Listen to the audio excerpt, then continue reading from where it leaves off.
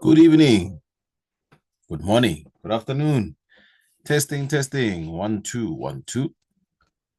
Can everybody hear me?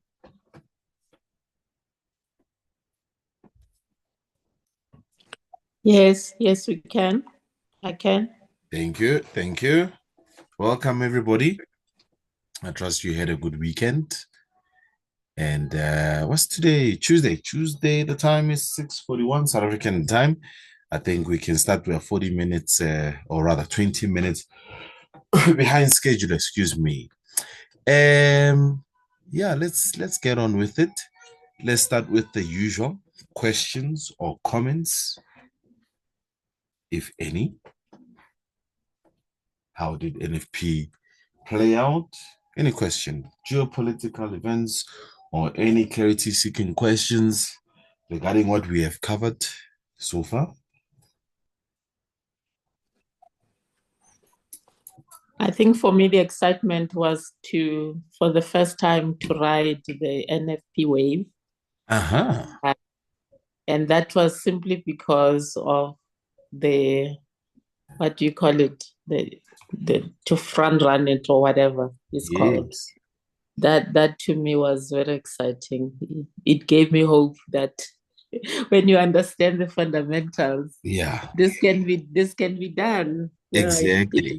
it really was absolutely exciting. Yeah. Oh, what a fantastic It feedback. A journey yeah, it it has been. really was so Yeah, great. I felt, yeah, I really loved it. Thank you. Thank you. thank you. That's something. Yeah. Job is only to stay in the right direction. All the work is done by you guys. So, Yeah. yeah, give yourself a hug. Yeah. No, thank you. Thank you so Yeah, much. Thank you thank so much you. for that. NFP indeed did play out as projected, or some might say as predicted. Um, Yeah. you know, but like you said, it's once you understand what data to follow, it makes it that much easier. We're not saying, trading the financial markets is easy, because I don't think it is easy, Mm. but Yeah. that's definitely help you mitigate against risk, and you don't take trades based on hopes and prayers, Yeah. etc. Yeah. Yeah. These trades are based on high probability setups, and that's exactly what you did um, this Mm. past week, and Yeah. going into NFP last Friday. So well done to those Yeah. who took those trades. I think we Mm. should definitely go back to review on NFP. Let's look at the calendar. I'll use the Forex Factory calendar. I'll use the Forex Factory this week. Today is the 8th. Okay, so let's go to last week. What data were we looking at? What data do we keep track of in order to formulate a bias or to be able to front run NFP? What data were we looking at last week? That gave us a hint on the possibility of NFP, which is labor data, having a rebound. Or rather, should I use the words coming out better? Unemployment. Bruno, just repeat that one more time for me. The line wasn't clear. Can you hear me? Loud and clear now. Yeah, I said we looked at ADP, we 100%. looked at Yeah. ISM, and Uh, then we look at Yes. unemployment claims. right. So we looked at Yeah. unemployment claims, ADP, ADP non-farm employment. We looked at the ISM services and manufacturing sector. We looked at JOLS. Yeah. To sure if I mentioned JOLS. Yeah, Yeah. JOLS, right? Um, yeah, I remember I said, yeah, sure, with the weekly unemployment claims. Let's go to that calendar one more time. Monday wasn't that busy. Let's see. Just give me a sec. This thing is frozen. Okay, there we go. Monday last week wasn't, didn't have a lot. We did have the Fed Chair Powell speak. I still even didn't get a chance to go over what he had to say thoroughly. No, but I think I did, man. I lie. Yeah, I remember I did. It was more of the same thing. He didn't really say anything out of the ordinary with that. No, I do remember I did go through that speech. It wasn't a long one. Azania says, so sorry, can you say them slower and you be catching up? Welcome, Azania. Welcome, Azania. Patience, yes. Remember. So we are looking at labor data, right? So the labor data that we were looking at, I just want to repeat that one more time for Azania. We were looking at jobs opening. We were looking at ADP, non-farm employment. We were looking at unemployment claims. This is weekly unemployment claims. It comes out every week. We were also looking at the ISM services and manufacturing data, right? So remember we said last week, this is the data that we look into that can give us insight leading up to NFP on the possibility of the actual data on the day, Friday, which is, arguably one of the biggest trading days. It's got a lot of, market attention and noise. But for me personally, like I said, it's not what we make it out to be. Yeah, it's important. Yes, 100% that we can't take away. It's extremely important data. Central banks, or let's say the Fed in this instance, does look into the data very closely. But the actual move itself may not be that big of a move in most cases. It could be 200 pips, 250, and if you to look at the data that we've just mentioned, you could actually be in that trade and be at least about what, 400 to 600 pips already in, leading up to NFP.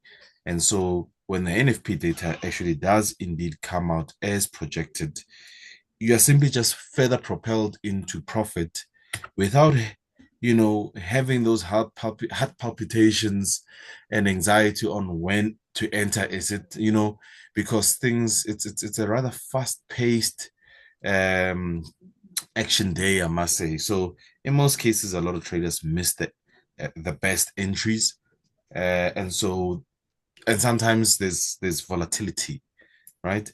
It might go the opposite direction before initially moving in your favor. So it's not always, I guess, it's not always wise, I guess, to try and engage that data upon its release, because naturally, anyway, like I say, when it comes to economic data releases, they mostly create volatility more than a clear direction in most cases. So that's why we want to understand this data so that we can be in that trade like smart money, like the big boys and girls of the markets before the actual data. So indeed, guys, that's the data that we looked at, and it gave us insight into the possibility of a rebound. The first one being on Tuesday. Tuesday, we got where is it? Jobs opening, right? So moving from 7.7 to 8.04, definitely a rebound or an increase in the amount of jobs available or created. Then we had ISM manufacturing PMI. That was a contraction, yes.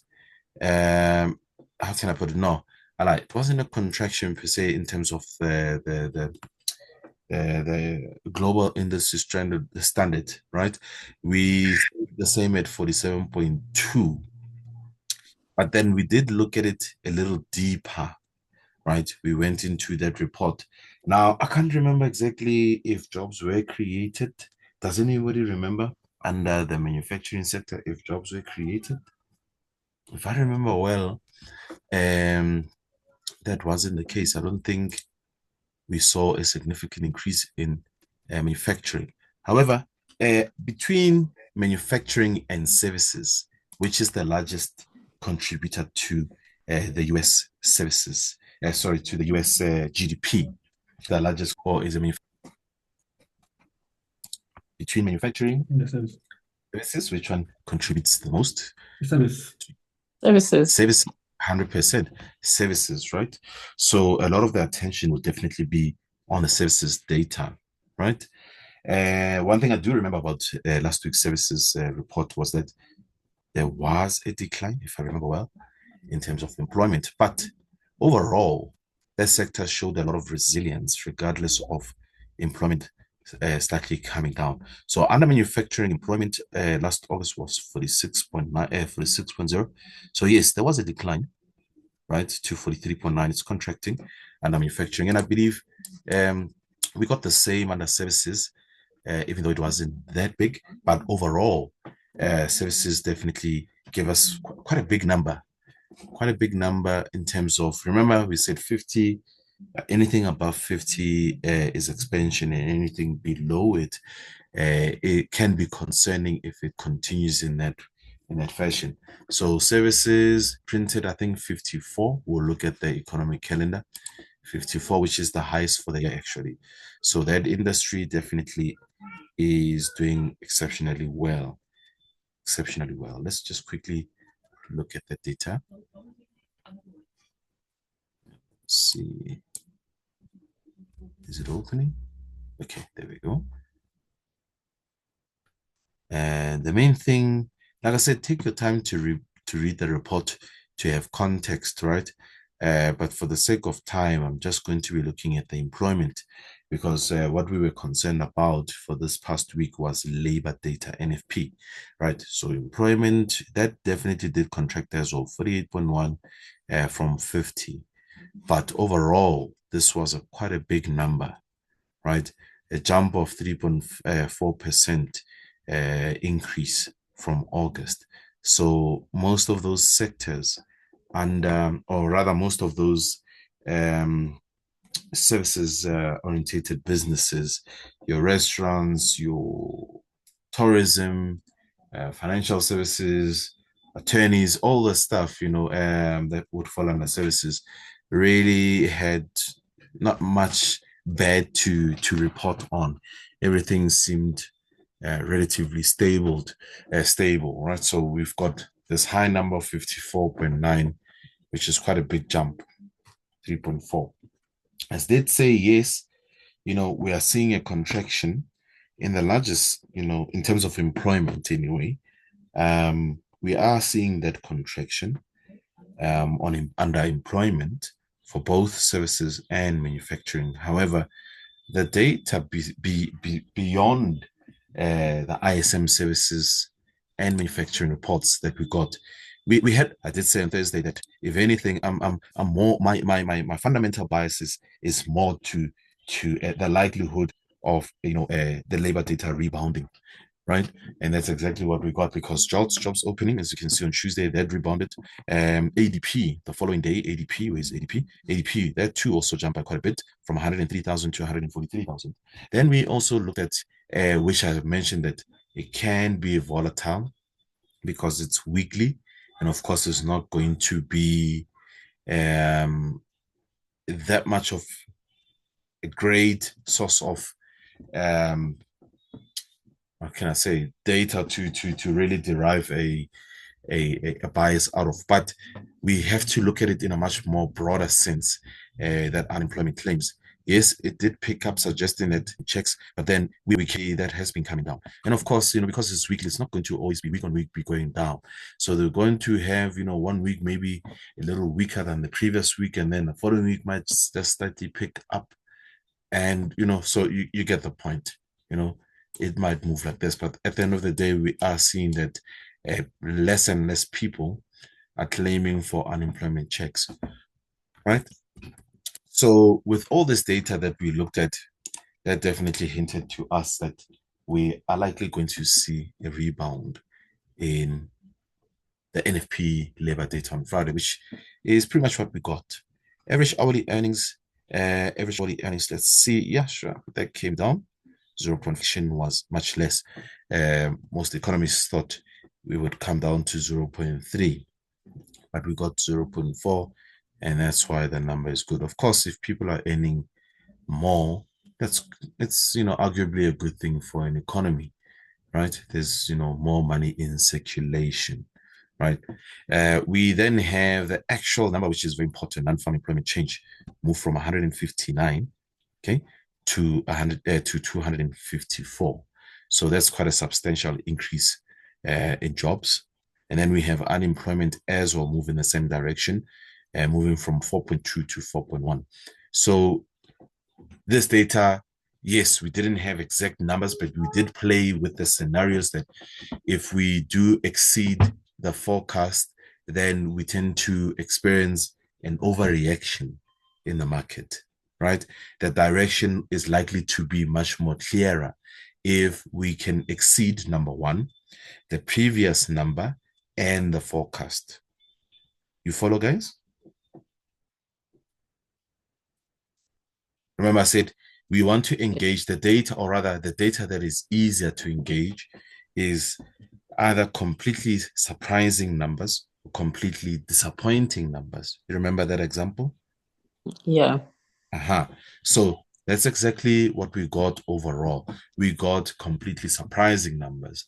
We exceeded the previous number and the prediction, which is absolutely fantastic because then the direction is usually much clearer to trade on the charts. As you saw with GBP USD, it was just it really had no whipsaws to the upside. It just went down, and we were already in the trade before, right? A week, days before. So that's NFP. It played out very well. Are there any questions?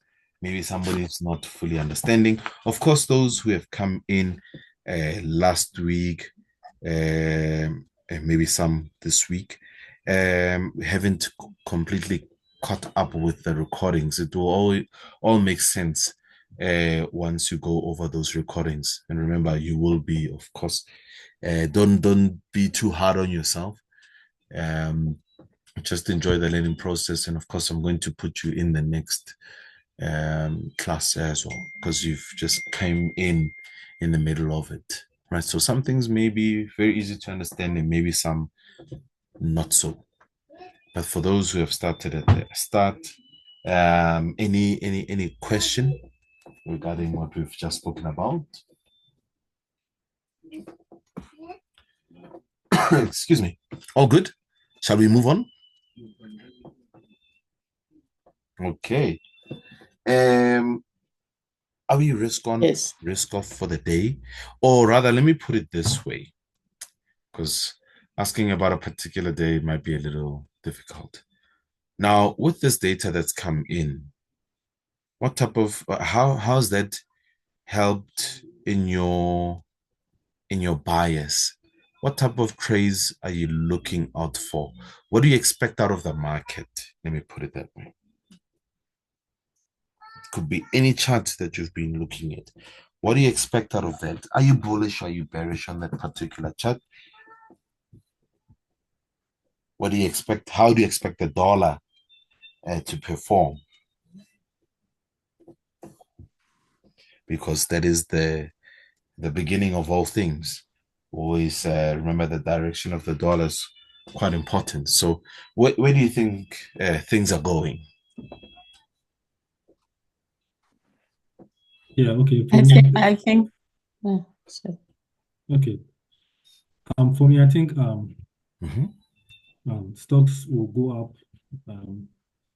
Yeah, but I don't see it from Friday to now. I don't see the movement. Maybe just a little louder. I that's heard what I think. you said you believe stocks will go up.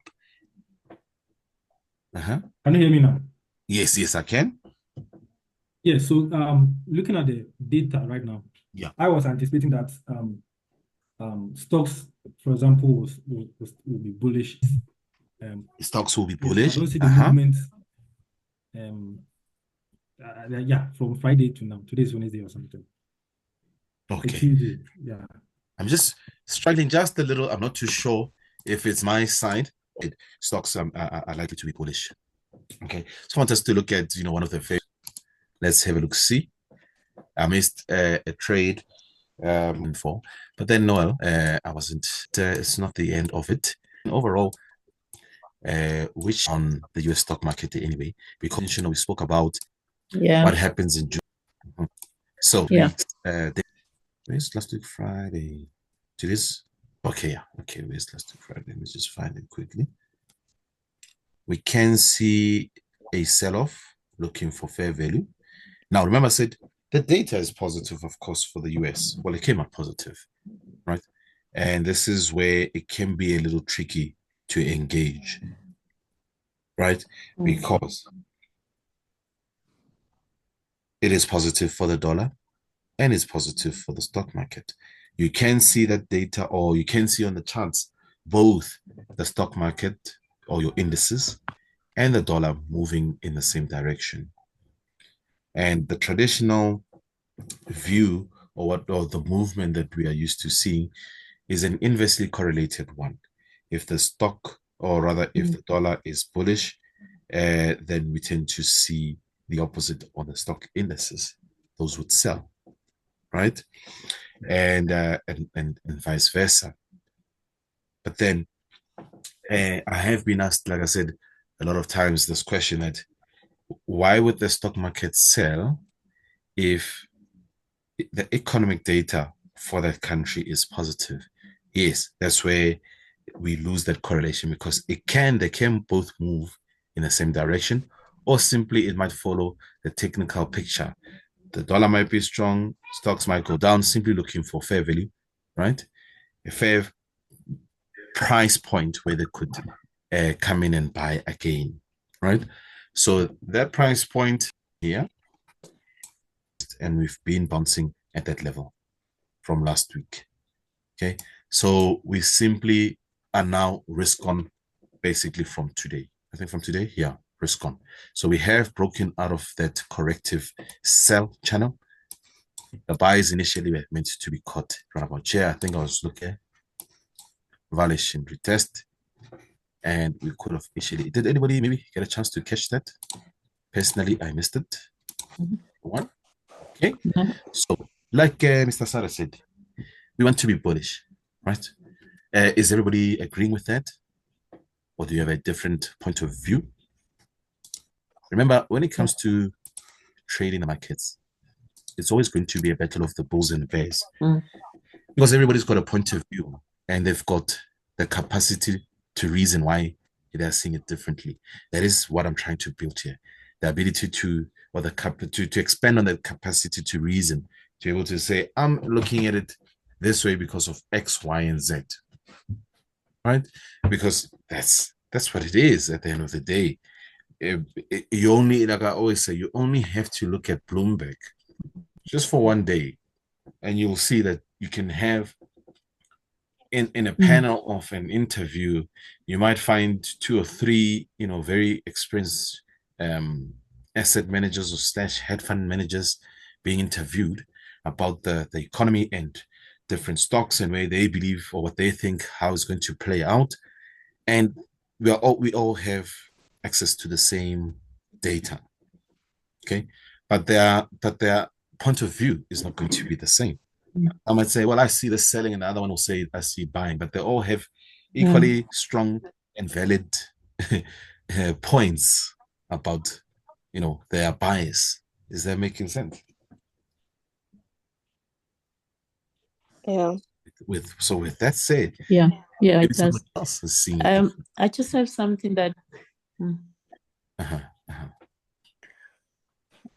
Okay, I just have something that I need to clarify. Yes, ma'am. Level. This fair value story, I'm still trying to understand it. For an example, on Friday, after the news, and then you get that very long candle that was green. And then maybe after a couple of minutes, it drops down. Is that the fair value story? I'm trying to understand this fair value story. Yeah. So fair value, basically, think about it. When you go to a shop, and I find it very difficult to buy anything at the price that I see that. And I think one thing that has messed me up is because I know I'm going to buy this thing and then next week is going to be 50% off. So that's fair value. Yeah. Right. So I must not buy this thing. Okay. Right. Because if I understand that this shop has never or doesn't do that at all, if they don't cut, you know, they're gonna go on sale, then I guess that's the true value of that particular, you know, item. But then I think most of us know and understand it. There's a likelihood this thing is gonna come down because we've seen them do it all the time. And no business or shop out there is going to sell something below the cost. So when they actually offer us and they say this thing is 50%, you get the sense that, well, then that's the true value of that thing. Yeah. You get the sense, you get my point. So Yeah. in the market as well, if I want to buy, Yeah.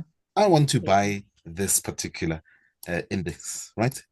I know where it should be going or where it potentially go, but I'm looking at the chart and I'm saying, oh, hang on, based on supply and demand of support and resistance, there are particular price points where we haven't revisited, right?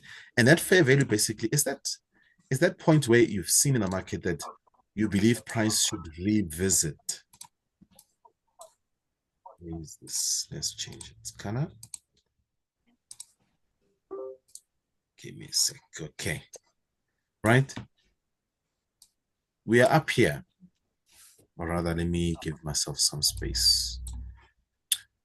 The market, I know we're going to get there. That's my target. Okay. Violation, retest, violation, retest, violation. Price is here. I want to exit at this point. I want to buy it and I want to see price test this price point. But coming in here, it's not fair value. You get the point. It is not fair value. What's going on with the screen? Okay. Am I still audible? Yeah. So fair value for is seeing price being counted. Yeah. Is seeing that shoe being discounted. Yeah.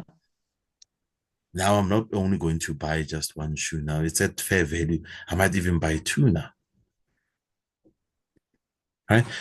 I don't know if it's a lousy example with the shoe thing, but you know that we need to come into the zone, or you would like it. It's not necessarily we need to come into it, but you would like to see price come into this zone, which you consider, right? Yeah. Once we get here, then you see it as a high probability set. You see the likelihood of price now moving with much more momentum to target your TP as more probable, right? You see, this is where you see the best out of this trade. Makes sense for you, right? So that is basically fair value. Yeah, fair value.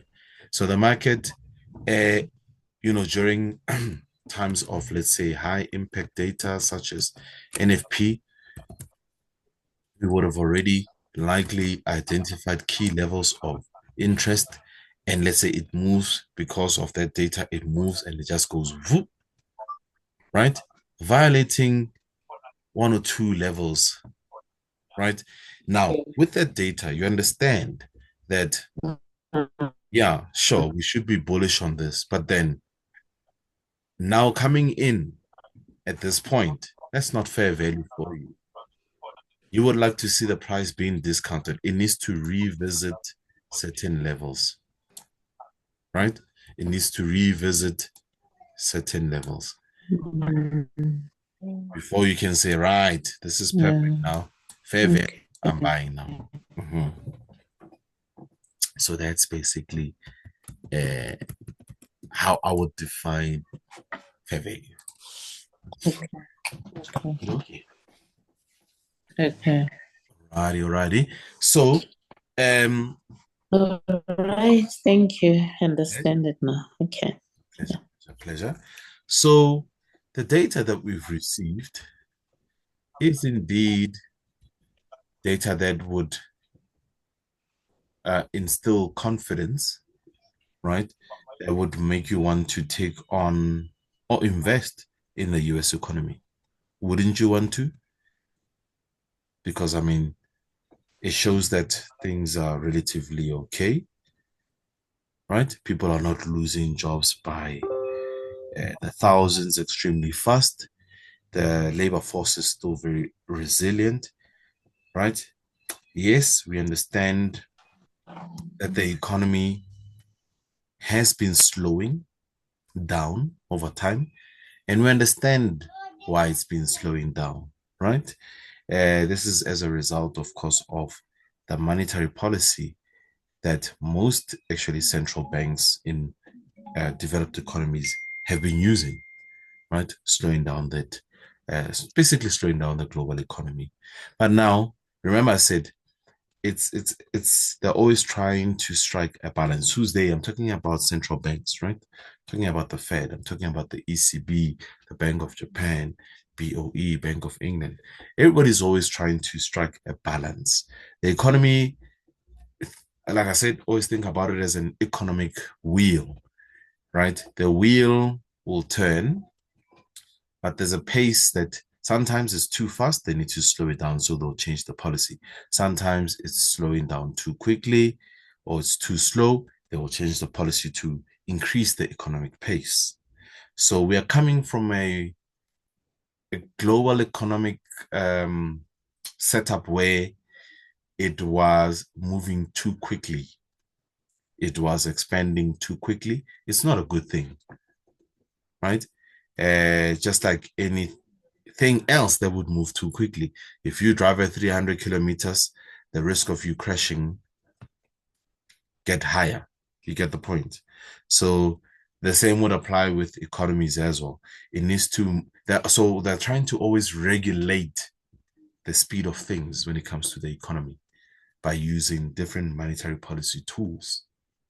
So we're coming from that situation or economic stance where it was moving too quickly and they were slowing it down. So we are now at a point where they are trying to, increase ever so slightly the pace of the economy in the US. Inflation seems to be, moving in the right direction, etc. And so all this data, yes, it's cooling, but it's stable. So who wouldn't want to invest in that? So, like Asari said, his point of view is one of a risk on. He would want to buy the stocks, right? He's got a bullish outlook on stocks, and I agree fully with that, right? Yes, last week Thursday we spoke about that example of a seasonal trend. Okay, June, July, August tends to be bullish. We explained why. Did we touch on the September, how September plays out? Yes, I think we did. Do correct me if I'm wrong.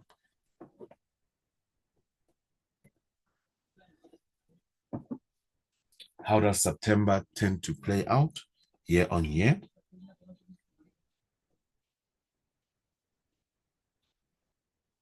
Anybody? Are we still there? It's only Tuesday, you but mean in terms of seasonality? Come again? Hello? I can hear you. Do you mean in terms of seasonality? Just say that one more time.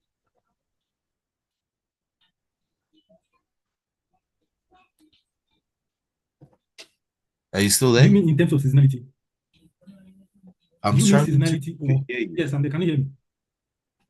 Oh, it says my internet It's better connection now. is stable actually. So it's definitely on my side here. It is rather cloudy. So let's try again. I was asking, can you hear me? Yeah, I can hear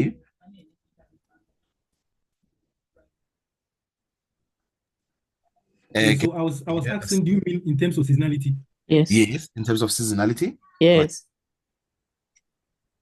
Yes. So what you said was during September, mostly stocks buy and then USD index lose strength during September. But this September was different because of the interest rate cut. You're so close, eh? Let me just make sure if I'm hearing you right. You said September the stocks tends to be bullish and the dollar loses value. Is that what Yes. you said? Yes. Okay, you're very close. Very close. Does anybody want to correct it? Is the opposite. It is the opposite, right? June, July, August, that tends to be bullish. Let me just illustrate by using my pen here. Hold on.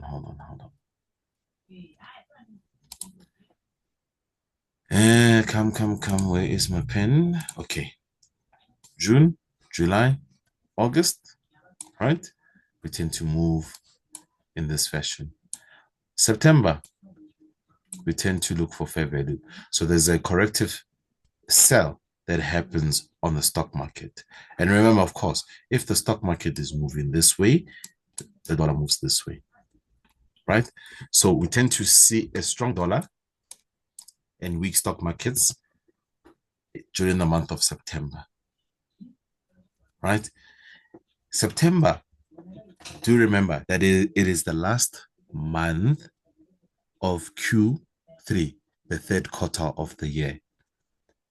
Then October, November, December,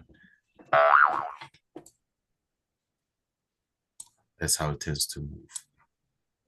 As you've already said, you are looking for, or you expect a bullish momentum to continue. Now you've got the fundamentals to support, right? You've got the fundamentals to support that bias. And historically speaking as well, we do observe that tendency year over year. October, November, December, the last quarter, which is Q4 of the year, tends to be bullish, or we observe a risk-on sentiment, some might say. That is also known as the Santa Claus effect. So I'm giving you yet another, I'm expanding on seasonality, basically. Okay, so is that clear? Yep, Yes. very. Thank you. I love you too. I said you must try that at a drive-through. You just shock people. You get your order, just say love you too. I can see you are standing like, eh, what's going on? Yeah, no, sometimes it must just be random, you know. So you say in the last quarter, Yeah, we are bullish, we the are dollar. bullish. Yeah. Bullish in the last quarter. So basically, the effect of the cut of the interest rate has been what? Oh, yes. It's been what factored in?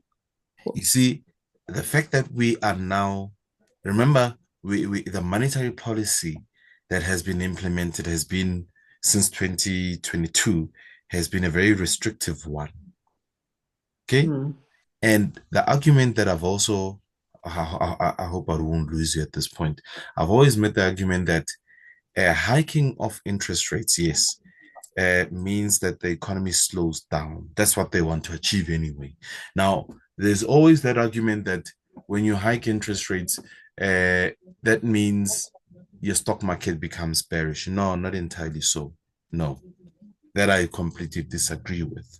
Yes, the initial reaction to a change in policy from one that has been accommodative to a restrictive one, yes, the initial response or reaction may be a sell-off in the stock market, but over time, no.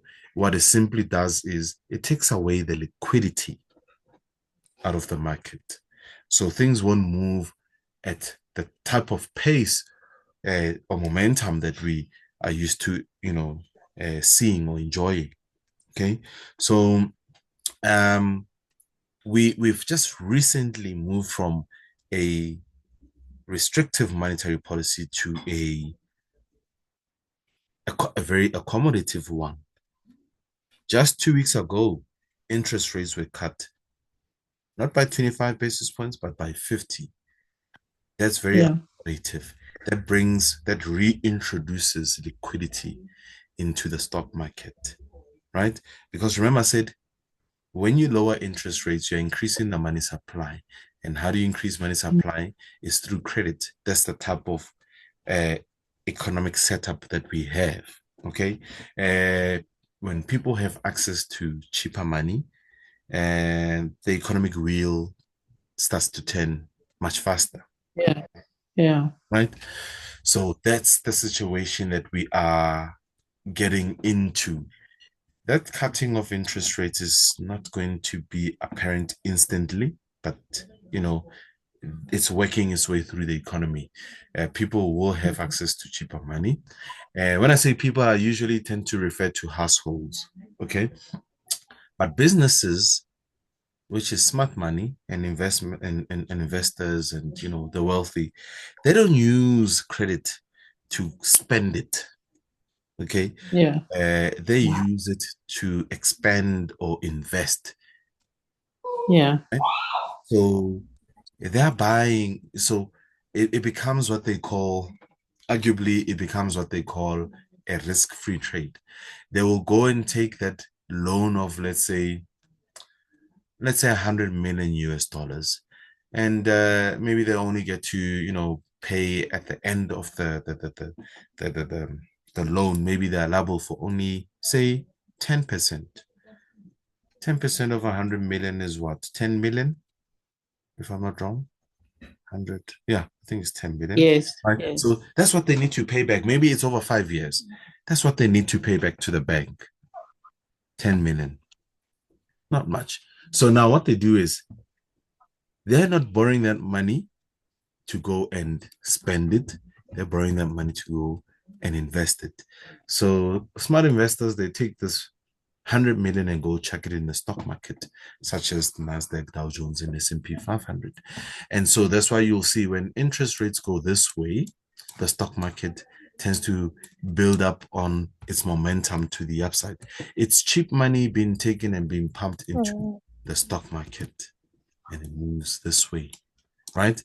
So they will make exponential returns. They will take 100 million, turn it into 400-500 million, and then go and service their debt and only pay 10 million. So it was arguably a risk-free trade. They borrowed money to go and make more money. They made money out of thin air. That's basically what they do. So we've got all the fundamentals to witness that type of move. So not only cotton every year on year, it's not going to be every year, but we normally look at a 20-year average.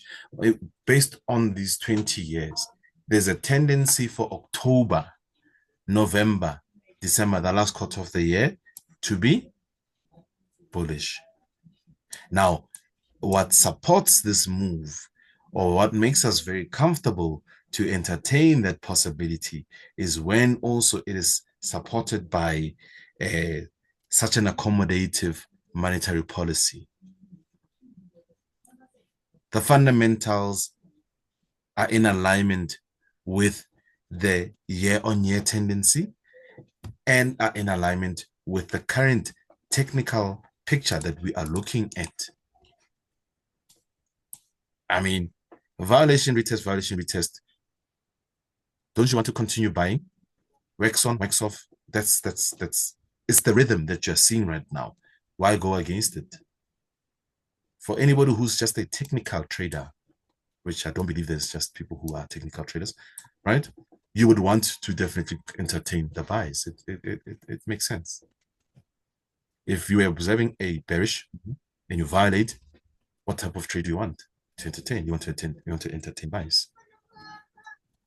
You follow? Yeah. Is this puzzle coming together? Let me call those back of the class. I only have Asare and Medineo today. Let's see. Sihle, again. Yeah, no, I follow Mr. Lev. Are you good, brother? Yes, I'm good. Is it making sense? Yes, definitely. Thank you. Everything is in alignment. Thank you. I'm actually missing people here today.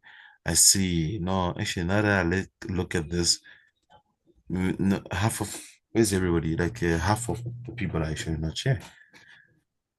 Yeah, half of the people are actually not here. Okay, no, nevertheless, let us soldier on. Let's continue. Right.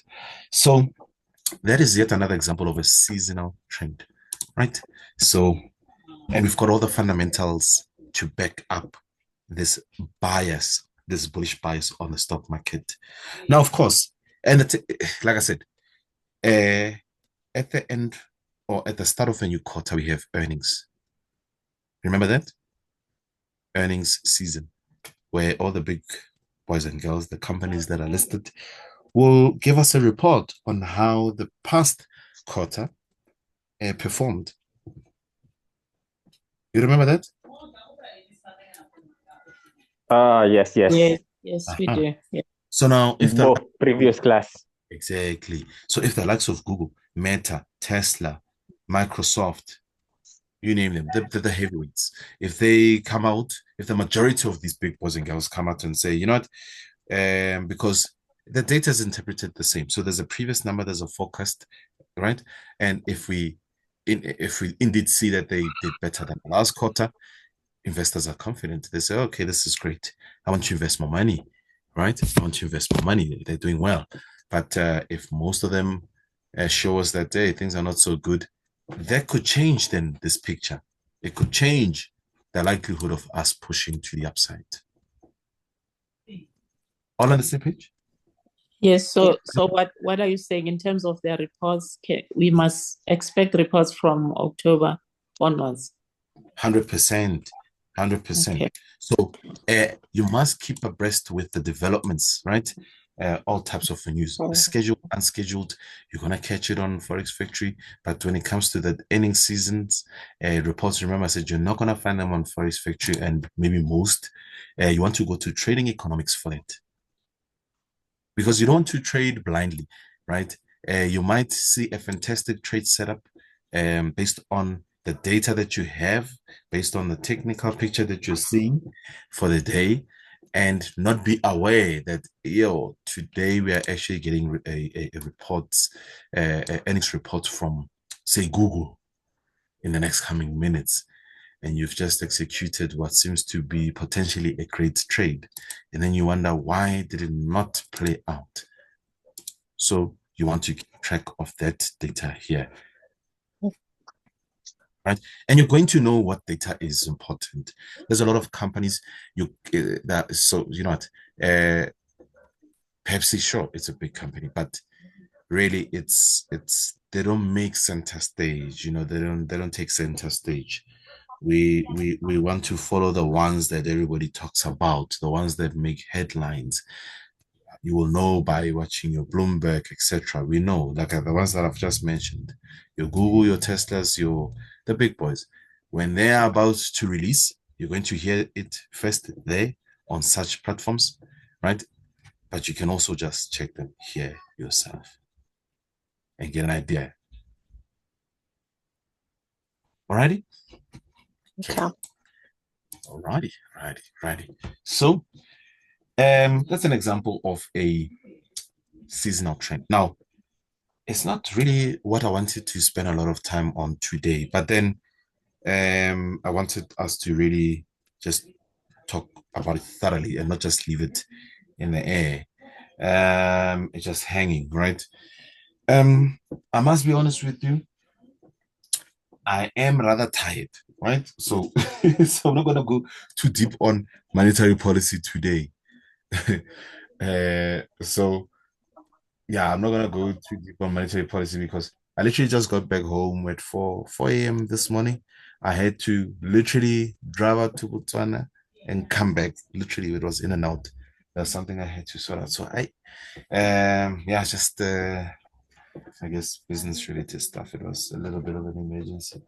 So I haven't really caught a lot of shut eye, as some would call it, some sleep. But it doesn't necessarily mean I'm not sharp. But I don't want to go too deep on monetary policy. But we are going to touch it nevertheless. So while we are still on this technical picture here or this chart, Dow Jones, I think you should, since we've been speaking about it, some should already be in this trade. I mean, we've been talking about the buys for the last hour on this. Okay, so we should be buying this. Where is that? Long position. We're looking to buy. We're looking to test those highs one more time. Those record highs. That's where we want to go. Okay. Lemon squeezy. Why can't I want to extend this thing? There we go. Like this. I always say risk reward ratio, preferably 1-for-3. So when you hone in on this picture here, I did say I was going to explain Fibonacci. I might as well do so because not everybody understands Fibonacci. Okay, so there are various. Well, let me put it this way: using Fibonacci, you can never have. Let me put it this way: you can never have too much information. Okay, as a matter of fact, as a trader or an investor, the more information you have, the better the investment or trade. You just need to have the capacity and ability to interpret all this data and do it rather very quickly, right? So now, what Fibonacci is? Let me rather do it this way. Does anybody maybe want to explain what Fibonacci is? Let me give you an opportunity. It's a retracement tool. Tell me more. It measures or the I don't know, retesting or retracement.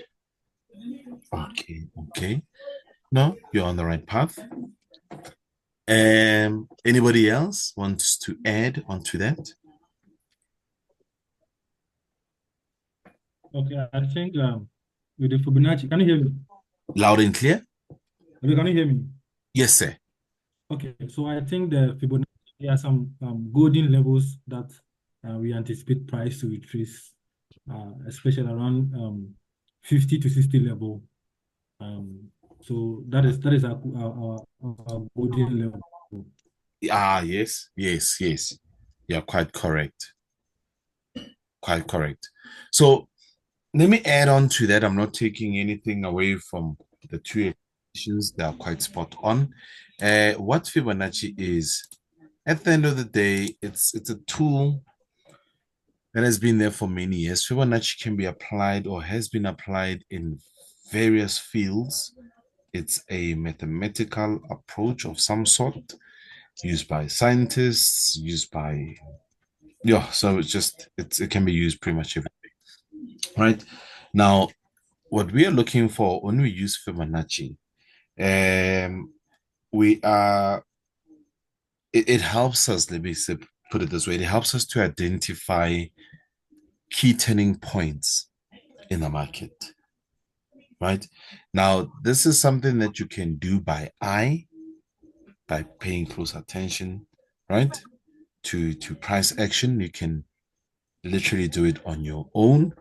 But then, of course, we are not perfect as human beings. And so tools like Fibonacci may come in handy for some. It's always 50-50 when it comes to most indicators. Some might say, I find so much inconsistencies with using Fibonacci for various reasons. Maybe they don't know how to use it correctly. And I'm not in any way saying I know how to use it. Okay. The best way anyway. But it is a tool that, when I do remember, I do want to incorporate it in confirming these turning points in the market. I very much love price action, or should I say a naked chart, where I'm not heavily reliant on indicators.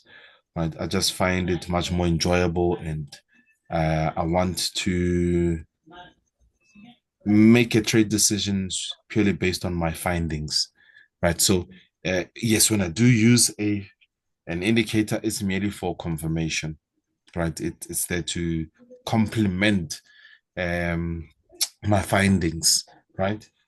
So, like Mr. Asar said, there are levels, there are two levels which we consider the golden ratio. So there are a couple of levels. Number one, actually, there are different types of Fibonacci tools, but the most common one is Fibonacci retracement tool.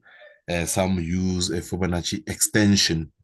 So a Fibonacci extension can be used to get an idea of where price is going, especially when we are in price discovery.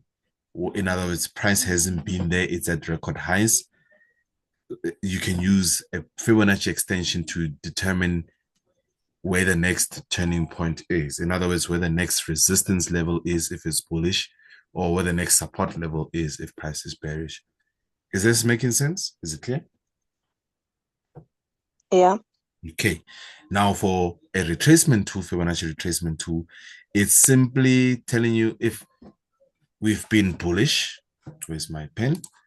If price has been moving like this, and you're finding it actually that fine, we can see that this is a bullish trend, right? Now price is actually doing this, and you believe it's going to continue going up. You use a Fibonacci tool to determine where it might find support so that you can catch the next buy. Is it here? Is it here? Is it here? Is it here? So these levels here have got a numerical order, I guess, right? So we've got 30, I'll just name them in no particular order, but we've got 31.8, if I remember well. Okay. We have 50. Or is it 51? 50. 50, right? We've got 50. We've got 61.8. That's it. And I think we've got 70. Is it 70? I really don't remember, but we're going to see just now. Now, the ones that I really consider very important for me personally is these two here. The 50 and the 61.8. Right? Now, the price range between these two, that is what we call the golden ratio. Now, the 61.8 and the 50, what I've observed over time is that there tend to be very strong levels of a rebound, where the rebound is likely going to take place. So if price is going down, the first one is going to test is basically 31, right? 31.8. Price might rebound there, sure, right? But it isn't the strongest retracement point or level. The strongest one, the next one will be 50, okay? As price goes down in this instance, 50%. And if 50 doesn't hold, we tend to see price dig into the 61.8 level. Sometimes it may play in between these two and rebound. So between these two numbers, we tend to highlight that is your golden ratio, where the probability becomes much higher once we step into that as a possible buy entry point for you. Is that making sense? Is it clear? Yeah. Okay. So now let's Yes, try and make Okay. okay. So we're going to place it. This is an impulsive move, and we can see that again. It's an impulsive move. There's a correction taking place. Fine. Now we, without the help of an indicator, have observed that this price has moved to this point before. We tested it, failed, came down. So it definitely, I think we don't have to argue much on that one. This was previously resistance. Right? Now, what was resistance has been violated. Role reversal is what we are seeing happening. So we expect this point to hold. It's no longer resistance, but it's now support. And that's what's informing our buy positions at current price.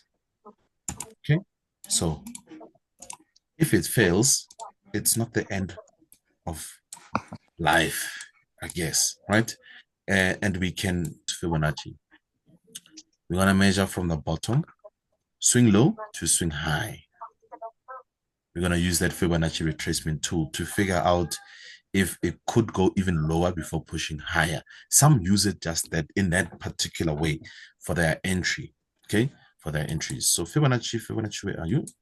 I've got Fibonacci somewhere here. Fibonacci, there we go. And something's in the way of my screen here. Okay, there we go. Let me just bring it down. Let me just try and adjust this so it makes sense. So from the swing low to the swing high, that's where it's currently holding, which coincidentally coincides with the level that we've been looking at. So 38 entry, we buy. Then where it could, or what price point it could be targeting. 0.5 is the next one here. As you can see previously, in fact, it has already tested it. Let's correct that. It has already tested it. Oh, no, I lie. It did. Here's the, let me just move this so you can see clearly. It did. Pushed up, came into 0.5. You see that? At 19.97, that's your 0.5 Fibonacci level. Here we go. So we have already tested a significant retracement point on Fibonacci. So when you see or observe this vision, any question?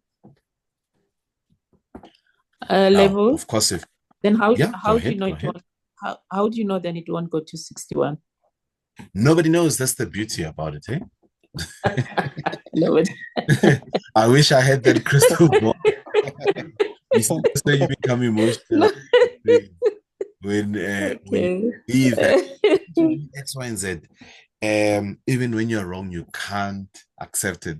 So over the years for me, I've grown so comfortable to say, hey, this is the probability that I'm working with. But if it doesn't work out, it may go here, and understand, yeah, it could go here. Right. So I'm very adaptive and flexible in my trading. That's what has, I guess, one of the things that have brought about longevity in this thing. Yeah. Okay.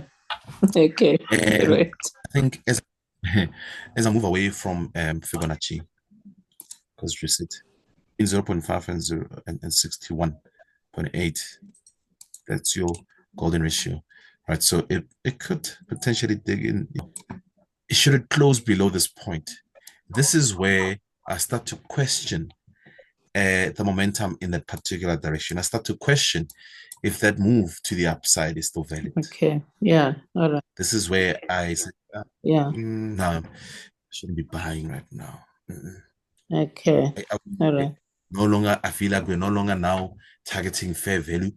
We could now be faced with something totally different, maybe a change of direction. And okay.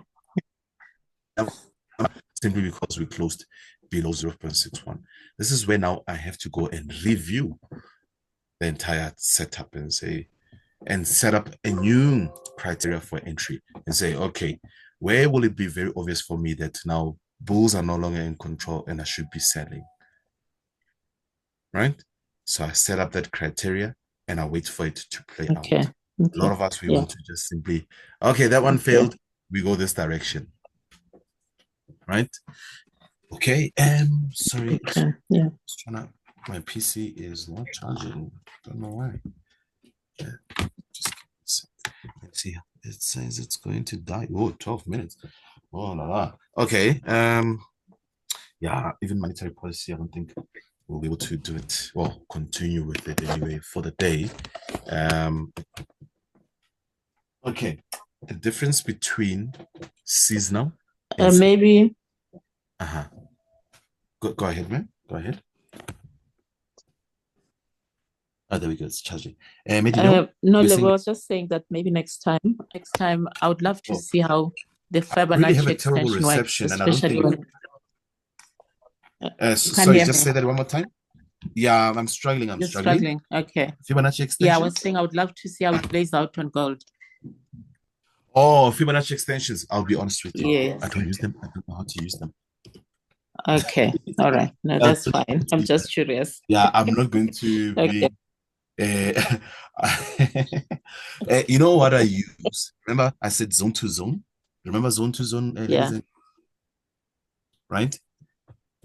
Zone to zone is what I would use to determine where the next point is if we are indeed in price discovery, right? So, for example, let me just do that zone to zone example again. On gold, actually, let me leave this one. I want to use that zone to zone example on gold. Come on, work with me. Okay, let's go to gold quickly. XAU, USD. Azania, by the way, how are you finding the session? Azania, by the way, guys, she is new. It's quite informative. It's a lot to take in, but Yes. I obviously have to self-study a bit. But luckily, some things I'm catching from the little bit of research that I've been doing. So Yeah. I'm not completely lost. I can Okay. see No, that's there's fantastic. Yeah. there's a bit of light at the tunnel. Yeah, no, I am here. I'm going, you're stuck with me, I would say. You're Okay. stuck with me up until, like, until when you move out the house, when you leave your parents' house. That's what you put out, right? I will know when you're ready to. Okay.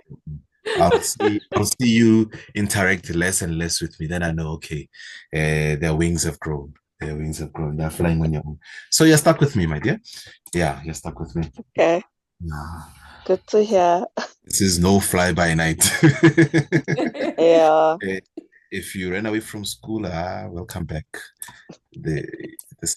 Yeah, I you're back at school. Yo, I I only am. Back at school. I only wish Um, I only wish you had I only wish you had a trading room where we could no, attend and I said that actually do the trades. it was up and running in 2020. The plan was nice and big by the campus there. So I set up the office there by the campus, going Bryanston, not too far from where we met. Yeah. And it just so happened COVID did happen. Yeah, it did happen. It So I closed kept many. Yeah, kept that office for 2 years, and I wasn't even there maybe 6 times. So we decided, well, how many? It's over 36 countries, no, 38 countries. That's where most of our students are, right? Everybody, as we can see, we've got, students from um, Nigeria, wherever. So we don't actually interact face to face that much. So we decided, let's close it. But it's something that I would really love to, But still, we can still do a virtual trading center where we log in from wherever. I have had that suggested numerous times. Yeah. You know, but I'm still stuck in with that idea. I really wanted to see through where it's a common space where anybody can pop in, and we've got games, we've got cafe, we've got everything is just go in, boom, swipe your card in, and you interact with common people or people with a common way. Something that's like Wall Street vibes, but we do need that. We really do, eh? We need it. Because this is it's a very lonely hard work. Yeah, so I beg your pardon? It's a very lonely and a hard work. Yeah, you're right. Trading can be definitely lonely, right? Zone to zone, ladies and gents, is an alternative, of course, to Fibonacci extensions. So this particular, we violated, right? And why did I measure this move here? I'll tell you, this wasn't the starting point. Let's go lower. So what I do is I measure an impulsive move from start to end. I'm going to just draw a horizontal line here. And let's see if it does make sense as we look left to the chart. Not quite. Okay, yeah, well, it does, right? So we can see, we could go back and back and back. It's not going to be an exact science, but the further left you go, the more historical significance you're going to find with this price point 24.55, right? So, see, now it's frozen again, this thing. Let me just reset. and go back to the current price. Okay, decided to have a mind of its own. Yeah, it says internet connection unstable again. Hopefully it will correct itself in a moment. That is the end of our session for today. If it doesn't, it's been cloudy. They tried to rain, but it failed. Let's see. Nothing still on my end. Bear with me, bear with me. Let's give it a few more seconds. Let's see. Maybe I clicked it too many times. Okay, something is happening. And who's been keeping track while I wait for things to come back to normalcy? Who's been tracking the geopolitical events playing out? It's extremely important to do so, right? Middle East, those tensions continue. We have, track. Mm-hmm. But something that should be that made me wonder closely. Level. There's a delay in the audio now.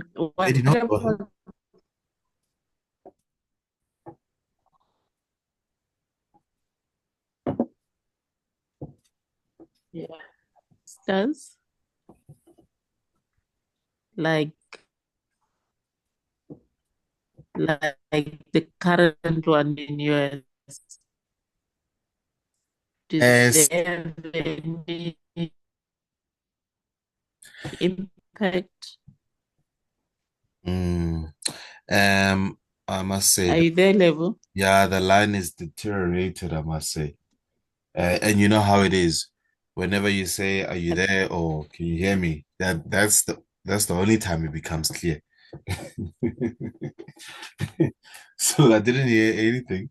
I must say anything. As you can see, we're still looking at a blank. So it's just that's how it works. Right? It'll always give you an opportunity to ask, "Can you hear me?" So it sounds like you're making a fool out of the next person, but honestly, as I speak, to hear you, I hope my line is clear to your end. It's not working out, unfortunately, on my side. It's not doing anything. It's not doing anything. I'm gonna try one more time to refresh. What do I do? It's just okay. Is the audio fine? Let's try one more time.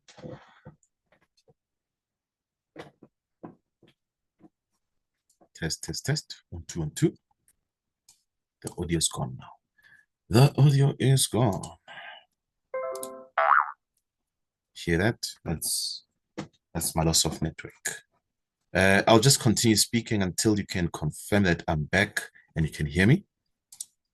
I'll just continue to ask, "Can you hear me?" until I know that you can hear me.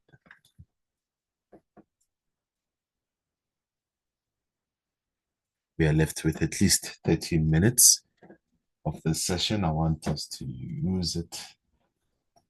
Testing. 1, 2. Testing. Can you hear me?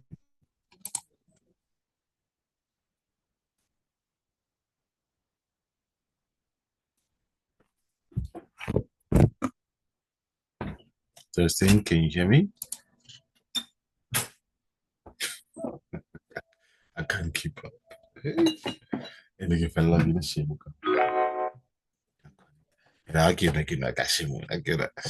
For every trainer. Tengo en level. What does take? Oh, I don't know why. I obviously know why.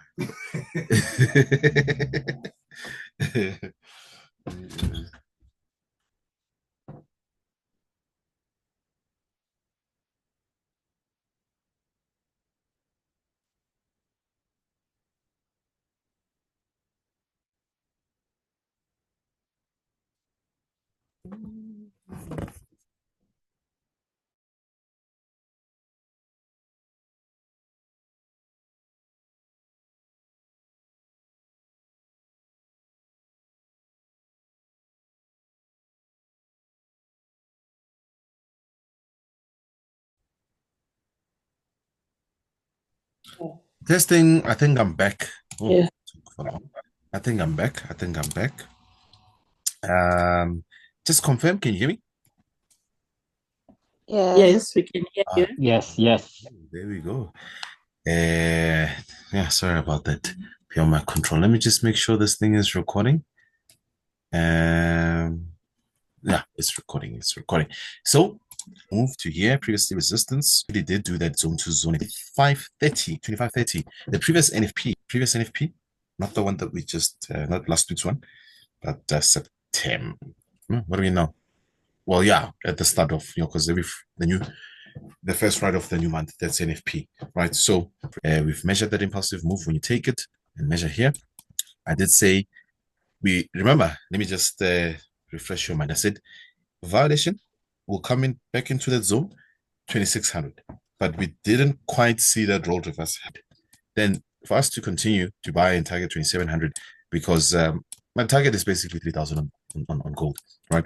But we have to eat this elephant piece by piece. So for us to push to 2700, we need to see a clear retest. We continue to violate. We didn't see that significant retest. It's only happening now. If you remember, we violated 2600. See, we are few pips shy. That's where we tend. Now, I can't just simply go in at this point and say, well, for the last hour or two, it didn't quite get into 2600, so I must just accept and buy. No, I don't want to be caught in a shenanigans that that follow my plan of action through. Price needs to come into this zone, okay? Then I will buy. If it doesn't, then this train or bus is going to leave without me. It's as simple as that, honestly. I don't know how else to explain it. It will literally leave without me, and I'm perfectly fine with that. So basically, I say the price must do what you understand. Otherwise, no, you're not going in. 100%. And for example, yesterday on the road, Lebo just decides no, he's not going to practice what he preaches. So I bought yesterday, and I'll tell you exactly what I bought. And then I lost those two trades back to back. Where is so I was upset with myself. I mean, it's not a loss that was devastating, but I didn't plan to. But somewhere, I mean, yesterday was Monday. I bought somewhere right on the road and didn't work out. And so, as you can see, into the Asian over the Asian session and into today, it's just continue to sell. So it must always follow your criteria. Don't compromise on that. If you're saying the resistance we violated, you want to see role reversal, that's fair value for you. That's where your trade must be. Simple as that. So I'm going to wait a little longer. Okay. That is my plan A, to buy in this point, 2600. Now, that doesn't necessarily mean we, right? Because that too is a level that we didn't quite do role reverse. Fundamental catalyst to see such a significant sell or corrective sell down to this point, right? So my initial buy will be here, 2600, to try sales then, and we play below the 2600. Then I know, of course, this is where we're going, 2630. The initial, we're going back to that original plan, 2530. Then we'll buy. Is this one nice and clear? Definitely. Okay. Yeah. So zone to zone. Here we go. Look at it here again. We push it higher. We haven't. We've never been here. But because we understand that every time frame keeps a rhythm. Remember the Michael Jackson song? Oh, yeah. Which one? So you must understand the song. So it's traveling between the zones. So, is that what you mean? The price travels between zones. Maybe I'll just say, yeah. I just lost you for a second there. But instead of Fibonacci extension, we know 27. If we're to follow the rhythm that we've identified, and you can identify every time frame has got a rhythm, by the way. Don't forget that. Right? So the 1 hour, 2 hours is very similar. Initially, we did it on 1 hour. We can see that rhythm, right? So if we close, if price moves like this, where is my pen? Pen, where are you?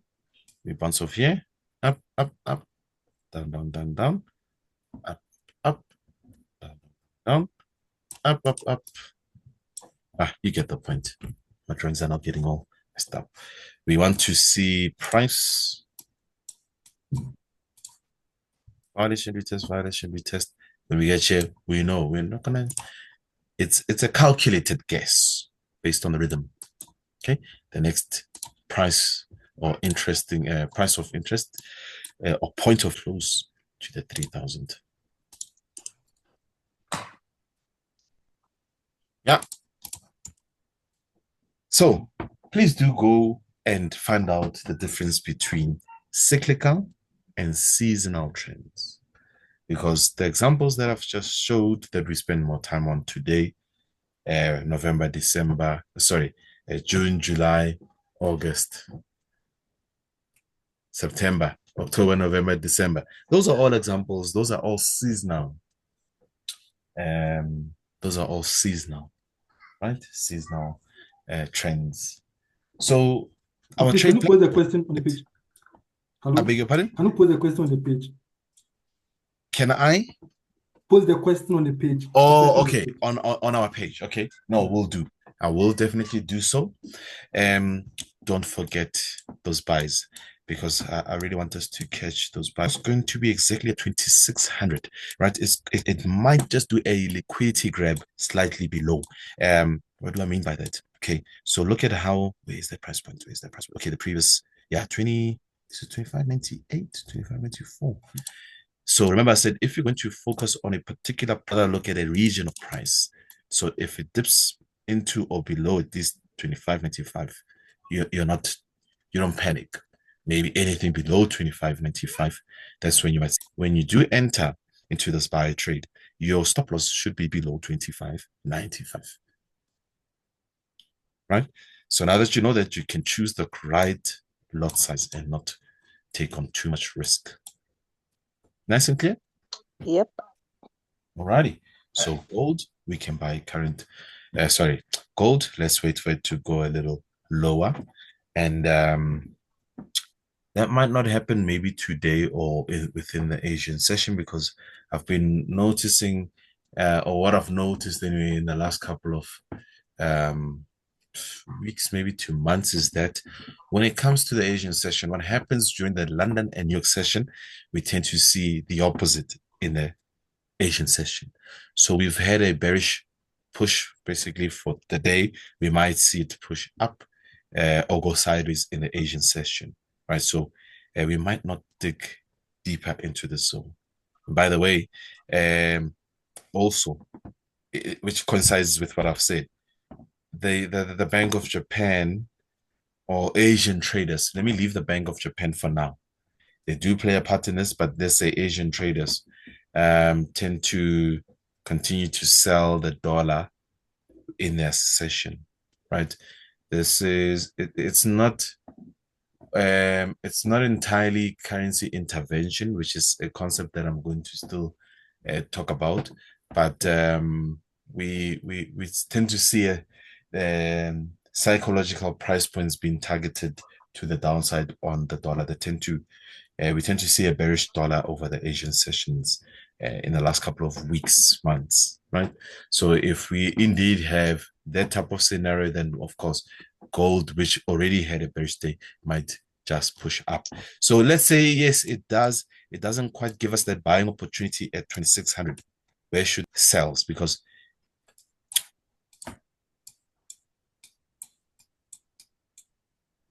okay, what's that price point? 26.38.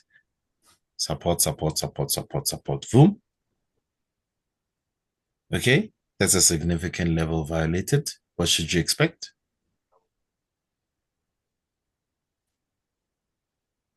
Roll reversal. Thank you. Roll reversal. Right?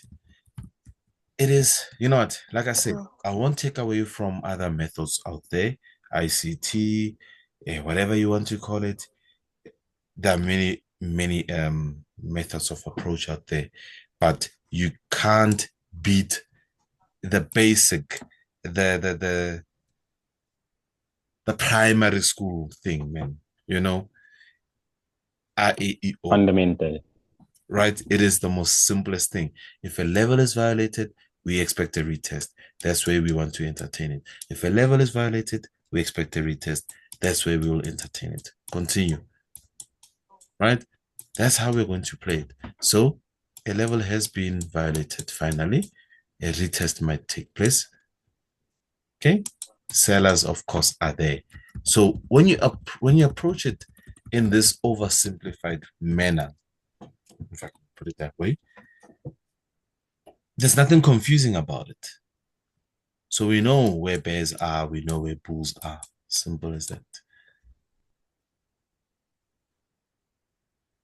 Alrighty, we know where bulls are, we know where bears are.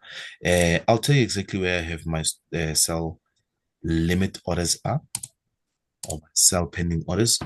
26.31 there, 26.31. Let me just quickly share it with you here so you can see as we wrap things up. Can you see my MetaTrader? Yeah. Yeah. So that's where my sell orders are. 26.31. Okay, I've got them in there with no price can dig in here before it eventually, and there goes the buy. I won't do or tell you something that I'm not doing. Right? So there goes the buy orders already as well. Between 2600 and 25. I've gone even a little deeper, 25.89. So that's my entire buy zone. Let's just go to a higher time frame. I've basically acknowledged the fact that price did get rejected at 25.89, or let's say 25.90, right? Then pushed a little higher, 2600 before. Okay, what's this thing doing? Testing. 1, 2, and 2. Test 1, 2, 1, 2. It's gone.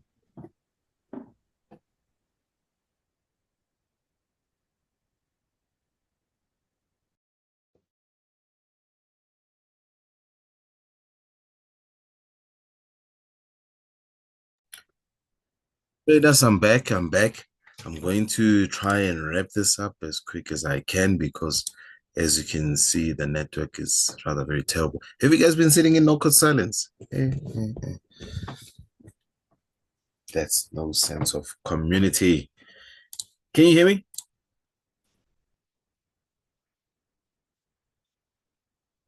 Testing 1, 2, and 2. Test, test, test. 1, 2, 1, 2. Anybody there? Nice and clear. We can hear you. So you've been sitting in silence, basically. We can hear you. I'm saying you've been sitting in silence all this time. No. Oh, yeah. I mean, you are trading siblings, right? Guys, the network is terrible. It's terrible. So I'm going to be wrapping it up.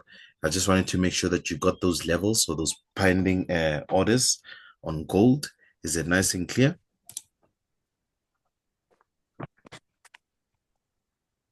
Yeah. Yes, Thank you. yes, they are. Thank you. So, as I was waiting for this thing to come back, I'm thinking, you know what? I don't want to discourage traders by just going on and on about monetary policy, because I did see a change in the engagement last week. I think a little too deep for many. So I'm going to, I'll take it as light as I can. I'll give it to you as light as I possibly can. But it's extremely important, right? What month did we end up on when it comes to the reading up on those reports on the Federal Reserve's website? Did we get to a point where we actually see the Federal Reserve cut interest rates? Last week, as we read up on those 2019 reports, did we see, or did we get to a point where we see the Federal Reserve cut interest rates? Anybody? I don't have it here. You don't remember? Okay. No, it's okay. I think I will want I think what I'll do is I'll spend at most